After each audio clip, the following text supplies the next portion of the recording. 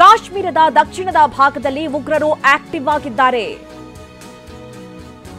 ಪಹಲ್ಗಾಮ್ ದಾಳಿ ಉಗ್ರರು ಅಡಗಿರುವಂತಹ ಮಾಹಿತಿ ಈಗ ಎನ್ಐಎಗೆ ಸಿಕ್ಕಿದೆ ಅನ್ನುವಂಥದ್ದು. ಟಿವಿ9ಗೆ ಎನ್ಐಎ ಮೂಲಗಳಿಂದ ಮಾಹಿತಿ ಸಿಕ್ಕಿದೆ. ಕಾಶ್ಮೀರದ ದಕ್ಷಿಣ ಭಾಗದಲ್ಲಿ ಉಗ್ರರು ಆಕ್ಟಿವ್ ಆಗಿದ್ದಾರೆ. ಏನು ದಾಳಿಯನ್ನ ನಡೆಸಿ ಎಸ್ಕೇಪ್ ಆದಂತಹ ಉಗ್ರರು ಅಲ್ಲಿ ಕಾಶ್ಮೀರದ ದಕ್ಷಿಣ ಭಾಗದಲ್ಲಿ ಇರುವಂತಹ ಸಾಧ್ಯತೆಗಳಿದೆ. ಹೀಗಾಗಿ ಎನ್ಐಎ ಅಧಿಕಾರಿಗಳು ಈಗ ಅವರ ಹುಡುಕಾಟದಲ್ಲಿದ್ದಾರೆ. ಪಹಲ್ಗಾಮ್ ಉಗ್ರರು ಪಕ್ಕಾ ಪ್ರೊಫೆಷನಲ್ ಟ್ರೈನರ್ಸ್. ಶಸ್ತ್ರಾಸ್ತ್ರ ಇಲ್ಲದೆ ಇದ್ರೂ ಕೂಡ ದೈಹಿಕವಾಗಿ ಹತ್ಯೆಗೈಯುವಂತಹ ತರಬೇತಿಯನ್ನ ಹೊಂದಿದ್ದಾರೆ. ಡ್ರೈ ಫ್ರೂಟ್ಸ್, ಅಗತ್ಯ ಸಾಮಗ್ರಿ ತಮ್ಮ ಜೊತೆ ತಂದಿದ್ರು ಅನ್ನುವಂತಹ ಮಾಹಿತಿ.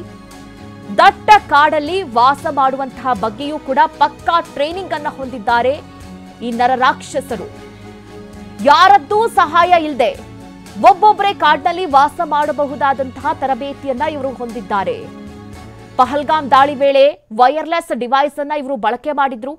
ಸಿಮ್ ಕಾರ್ಡ್ ಇಲ್ಲದಂತಹ ಡಿವೈಸ್ ನಲ್ಲಿ ಉಗ್ರರು ಮಾತುಕತೆಯನ್ನ ನಡೆಸಿದ್ದಾರೆ ಅನ್ನೋದು ಈಗ ಅಧಿಕಾರಿಗಳಿಗೆ ಸಿಕ್ಕಂತ ಒಂದಷ್ಟು ಮಾಹಿತಿ. ಯಾರೂ ಕೂಡ ಪತ್ತೆ ಹಚ್ಚೋದಕ್ಕೆ ಆಗದಂತಹ ಡಿವೈಸ್ಗಳನ್ನ ಇವರು ಬಳಸಿದ್ರು ಸಂವಹನಕ್ಕೆ ಅನ್ನುವಂಥದ್ದು ಈಗ ಸದ್ಯ ಸಿಕ್ಕಂತಹ ಡೀಟೇಲ್ಸ್.